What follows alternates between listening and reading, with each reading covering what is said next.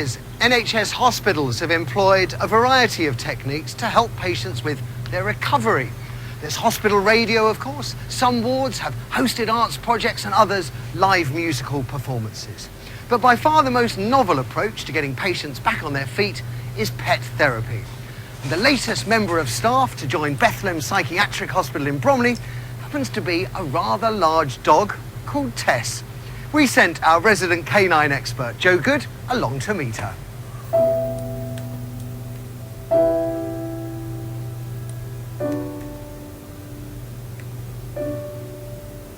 Tess is a truly beautiful Siberian husky. She even models part-time. But her work here isn't about posing for cameras.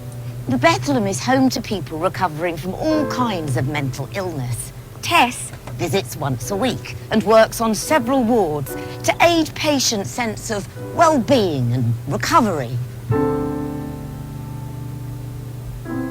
This is a large, secure psychiatric hospital.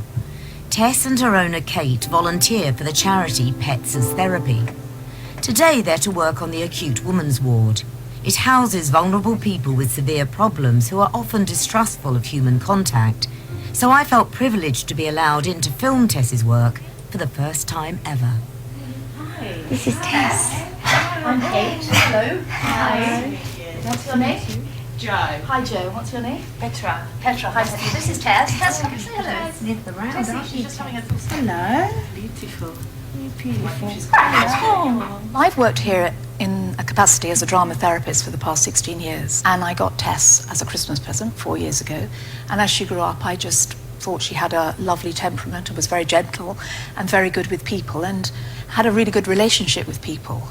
And as I see that's what therapy is, a relationship with people, I decided to see how she could work as a therapist. What's that? Oh, you like it. You like it. You Yes. like it. You like it. Have you ever had a dog of your own? Yes. Yeah, Alsatian. Yes. Oh, quite similar. My auntie I had have an Alsatian as yeah. well, Katie. She's beautiful. Is that the name? That was my auntie's dog. That's such a beautiful fur. She reminds me of Katie. When we introduced pet therapy, we saw some remarkable outcomes. One particular lady was in a manic phase at the time. If you're in a manic phase of a bipolar illness, then you would be very overactive. You often are unable to sleep. You're unable to sit down. The dog came onto the ward, and she, for the first time in 3 days practically, she sat down and stroked the dog, and it had a real calming effect. We all saw an amazing reaction from her.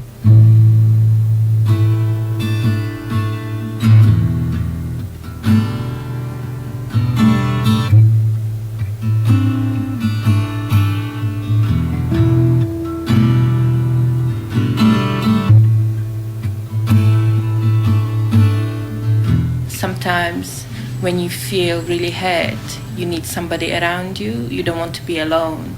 You need to be with someone who cares about you. And dogs, they can provide that for you. They're really great creatures. They give a lot to other people, and they make you feel like you really are cared for. She picks up on feelings, and she obviously wants to sort of make the atmosphere nice, better. It just brings the joy into the room, and it makes you think that you want to stroke it, you want to feel it, and you just want to make it feel good. For some reason, I like to make the dog feel better, because it's like me giving something back. These patients obviously adore Tess, but has the hospital seen any real significant change? There have been a number of people who have said it's actually work with the pets that's made them have a real new sense, making life worth living. The unconditional love and benefits of interacting with a pet, whereby there's no critical comment or negative feedback, goes a long way.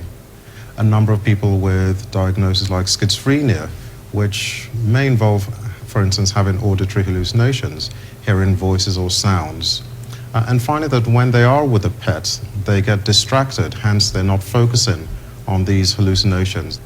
Pets have a range of benefits in health. Some studies have actually monitored things like pulse and blood pressure where there are pets and realized that stroking the dog, blood pressure did come down. So there have been observations of improved cardiovascular function. So pets can benefit our health in so many ways, and it's not just in hospitals that they're used. Elderly care homes can be places where people sit nodding off in an armchair. Not on a Friday morning at this one that specialises in dementia care, though. 3 kittens make sure of that. The Mayhew Animal Care Home rescue unwanted pets, and they not only rehome them, but they put them to good use.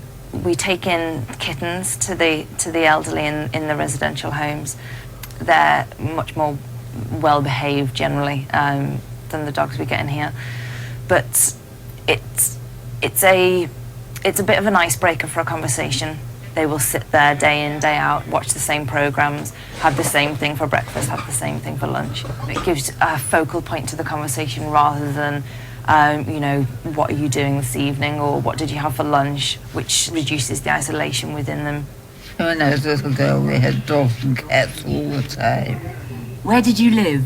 Kensington. Oh, did you? Yeah. Where did you walk them? Where did you walk the dogs? In old Kensington Gardens. Oh, beautiful. Yeah. Well, you don't care the cat for a walk, but the dogs we did.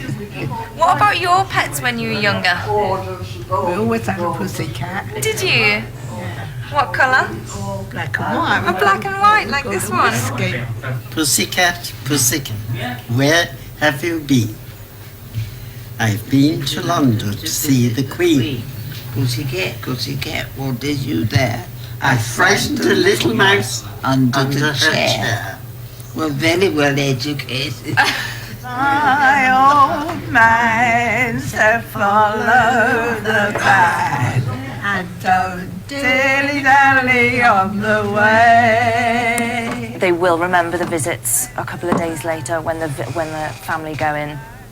They will be able to talk to them about it, and they really enthuse about it as well.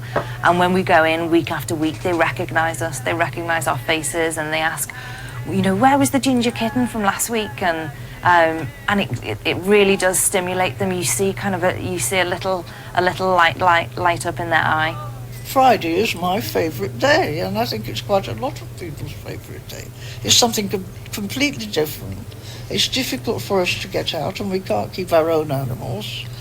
And we have some funny times as well, when one got hidden behind the piano, and we went one end and it went the other. But it wasn't running away, it was having a game. Good girl, Tilda. Good girl. This is my dog, Matilda. Wherever I go, she makes people smile. So with the kittens out of the way, I'm sure she would like to try out a bit of voluntary work as well.